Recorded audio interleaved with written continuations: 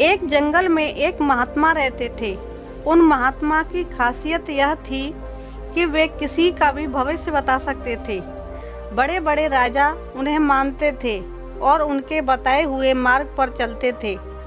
उस जंगल के बीचों बीच से एक नदी गुजरती थी और उन महात्मा की कुटिया उसी नदी के किनारे पर थी। नदी के दोनों तरफ दो अलग अलग शक्तिशाली राजाओं के साम्राज्य थे। वे दोनों ही राजा उस महात्मा को बहुत मानते थे।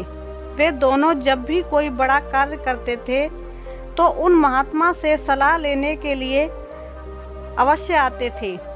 एक दिन इन दोनों राजाओं में किसी बात पर बहस हो गई। बात इतनी बढ़ गई कि नौबत युद्ध पर आ गई। युद्ध की तारीख और समय तय कर दिया गया। पर जैसा कि दोनों राजाओं का एक नियम था कि जब भी कोई बड़ा कार्य करते तो वे दोनों उस महात्मा की सलाह जरूर लेते थे। इसलिए पहला राजा उन महात्मा के पास आता है और उनसे पूछता है कि महात्मा जी, मैंने पड़ोस के राजा के साथ युद्ध करने का फैसला किया है। इसीलिए यह जानना चाहता हूँ कि युद्ध का परिणाम किसके पक्ष में होगा। वे महात्मा कहते हैं कि यदि तुमने युद्ध किया तो तुम्हारी हार निश्चित है। फिर वह राजा महात्मा जी से पूछता है कि क्या जीतने का कोई उपाय नहीं है। वे महात्मा कहते हैं कि नहीं, कोई उपाय नहीं है। यदि युद्ध किया तो हार निश्चित है। फिर वह राजा कहता है कि तलवार म्यान से निकल चुकी है, अब युद्ध टलेगा तो नहीं, जो होगा देखा जाएगा। फिर वह राजा उसी समय वहां से चला जाता है और अपनी सेना से जी तोड़ मेहनत करने के लिए कहता है। सभी सैनिक राजा की आज्ञा मानकर जी तोड़ मेहनत करने के लिए लग जाते हैं। दूसरे दिन दूसरा राजा उन महात्मा के पास आता है और उनसे पूछता है कि महात्मा जी, मैं पड़ोस के राजा के साथ युद्ध करने के लिए जा रहा हूँ, इसलिए मैं इस युद्ध का परिणाम जानना चाहता हूँ कि युद्ध किसके पक्ष में रहेगा। वे महात्मा कहते हैं कि निसंदेह जीत तुम्हारी है और उस राजा के पास तुम्हें हराने का कोई उपाय नहीं है। उन महात्मा की बात सुनकर वह राजा बहुत ही ज़्यादा प्रसन्न हो जाता है और सीधा जाकर अपनी सेना को यह खुशखबरी सुनाता है कि युद्ध में उनकी जीत पक्की है। ये बात सुनकर उस राजा के सैनिक भी बहुत खुश हो जाते हैं और युद्ध की तैयारी में लग जाते हैं। समय बीतता गया और आखिर युद्ध का दिन आ जाता है।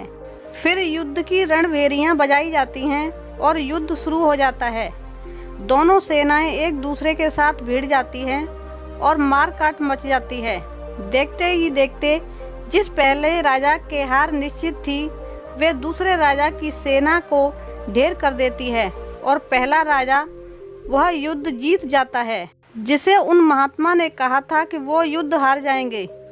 युद्ध जीतने के बाद वह पहला राजा उन महात्मा के पास आता है और उनसे पूछता है कि महात्मा जी, आपने तो कहा था कि मैं युद्ध हार जाऊंगा, लेकिन मैं तो युद्ध जीत गया हूँ।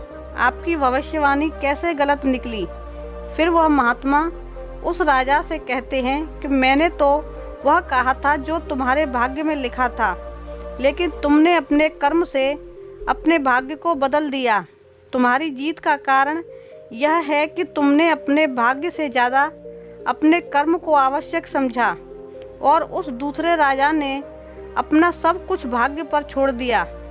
उसने अपने कर्म से ज़्यादा अपने भाग्य को ज़्यादा आवश्यक समझा और पूरे समय में खुशियों से भरा रहा, जिसके कारण आज तुम विजयी हो और वो तुम्हारा बंधक है। दोस्तों, यह बात सच है कि सब कुछ हमारे साथ में नहीं होता है, लेकिन यह भी सच है कि बहुत कुछ हमारे हाथ में होता है, लेकिन हम उसे भी भाग्य के भरोसे छोड़कर जीवन भर रोना चुनते हैं।